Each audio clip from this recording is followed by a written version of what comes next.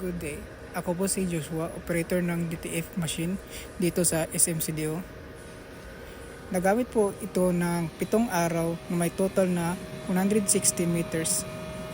Ito po yung printer head niya. Ang huling palit nito ay noong September 13, 2024. At ito naman yung copy niya na may 95% condition pa po.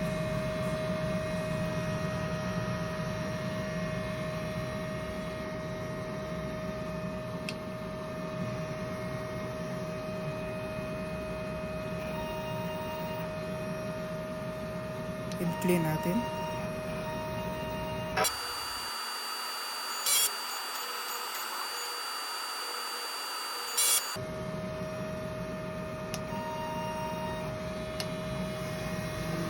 Punasan ng wiper after heat clean.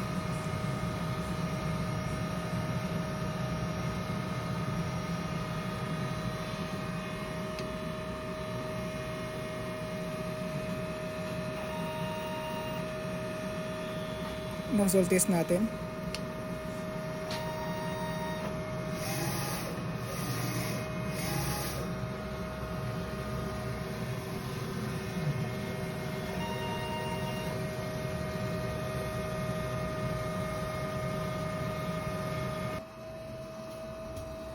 Ang ink system po namin ay tama lang ang level.